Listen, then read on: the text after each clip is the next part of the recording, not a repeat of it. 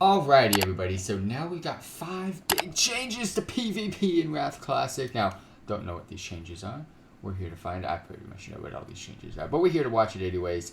So yeah, let's check it out. Wrath of the Lich King was the expansion that really expanded on so many classes' ability to succeed in PvP, adding valuable defensive, offensive, and mobility spells, as well as all new modes, battlegrounds, and arenas. Whether you're new to Wrath's PvP systems or a veteran, there are so many great reasons to be getting into it. Welcome all, my name is Will E. Today, I'm going to go over 5 of the biggest changes that will be coming to PvP content in Wrath Classic. First up, I want to talk you through PvP gearing, as it can seem a little daunting when you go to check the vendors, it's not that and bad. There's about 3 or 4 of them. This and is probably one of the best options that we ever had. I should mention that PvP tokens earned from battlegrounds are no longer important for buying gear. These have now been moved to a currency tab under your character and can be turned in for honor from a new vendor, installment, or Orgrimmar. On the launch of Wrath, there will be 3 separate tiers of PvP gear to consider. The Savage Gladiator set, this will be the blue PvP set, which can be bought either from Honor, Installment, or Orgrimmar, or from Emblems of Heroism in Dalaran. You can get these emblems from Heroic Dungeons. You can also buy this set with Arena points, but I would be saving those for other things. Next up is the Hateful Gladiator set, the first epic PvP set of gear of the expansion. This is bought at Dalaran for either Arena points or from Emblems of Valor, which you can get from raiding content or the Heroic Daily. There will be no rating requirements for this set. Finally is the Deadly Gladiator is where the requirements set. This will be the best gear for Phase 1, with associated arena rating requirements to buy items ranging from low for the off pieces to high for weapons. Also, speaking of the off pieces, those being your belts, boots, wrists, jewelry, trinket, and so on, those will be bought from Honor, Installment, or Orgrimmar, though some of them do have rating requirements too. So now we know what gear we're getting, let's look at the new locations where we can put it. And then every season from there adds a new set. That's pretty much plain and simple. Into action. You probably have memories of running the battle for Wintergrasp from original.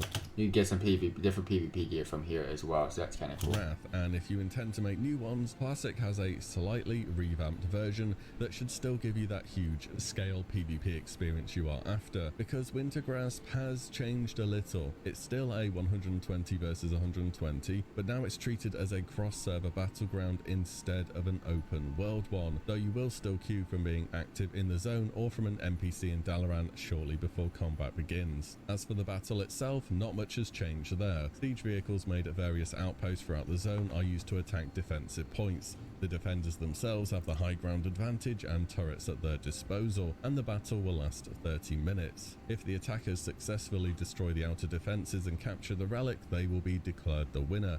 If they do not, the defenders will win. If you're in an instance of Wintergrasp that wins, you will be conferred a new buff called the Essence of Wintergrasp until the following battle. If any player on your realm has this buff active, your entire faction will have access to the rewards from Wintergrasp, including Stonekeeper shard vendors, elemental farming spots, and of course the raid, the Vault of Archivon. This means that it's possible for both factions to have access to Vault of Archivon at the same time, but they will be instanced apart so not to cause problems with the guards. Expect large-scale chaotic PvP loads happening up so they are changing, and I wouldn't be surprised if on the majority of servers both factions do have access to the Wintergrasp rewards the majority of the time too.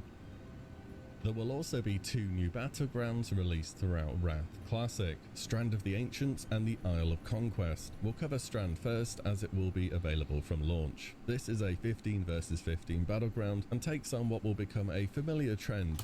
I miss this battleground. In Wrath PvP, with attackers versus defenders. Another theme that will be coming.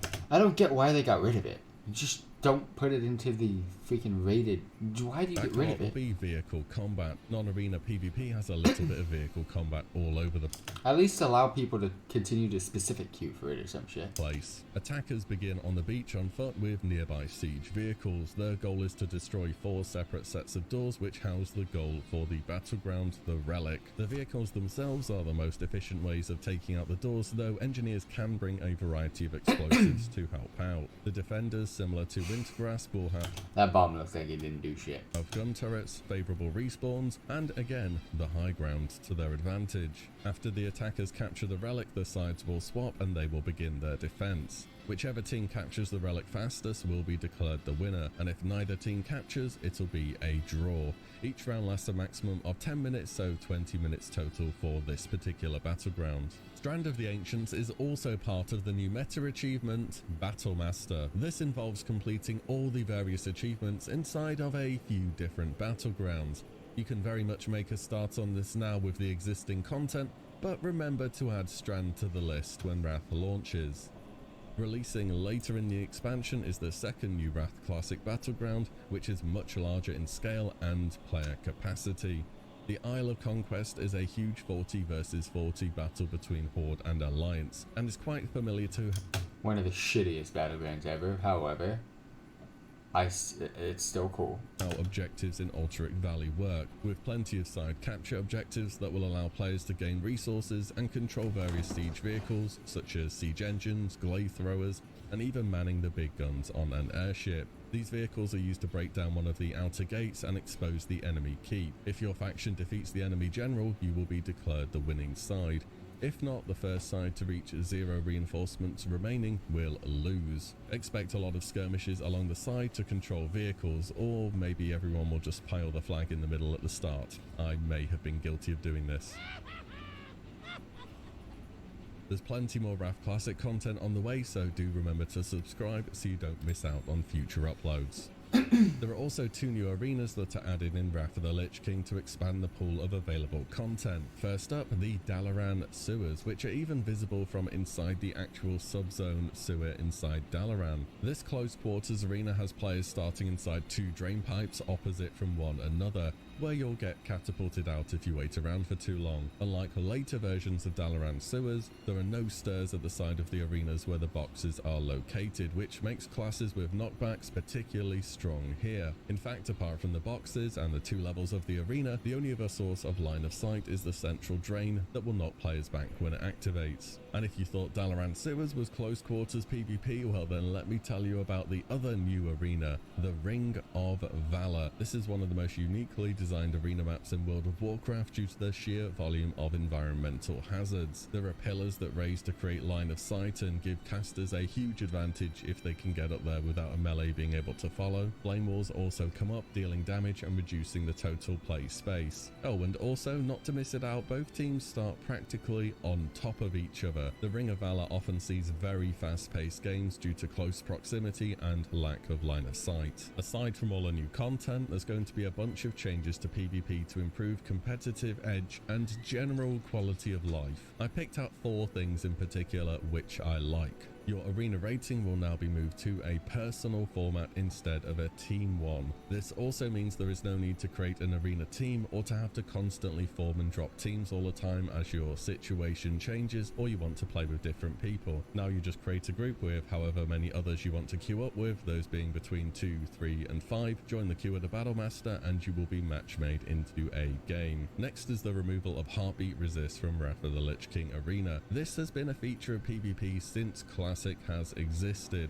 And in short, what Heartbeat Resist means is that certain crowd control effects will do temporary checks on whether they will be resisted and end early. You know when you fear someone and it just kind of breaks after 2 seconds for no apparent reason? That's a Heartbeat Resist. In original Wrath, there was a grace period before Heartbeat would be applied. For Wrath Classic, however, it will no longer be present in the arena, so when you land a CC, you know it's going to stick. Another change from original Wrath is the removal of certain engineering items from arena, most notably the Nitro Boost Tinker. These grant you a temporary huge speed boost that could win a game, or just as easily backfire and lose you it. Later in Wrath, these were disabled in Arena, and for Classic, it will be this way from launch.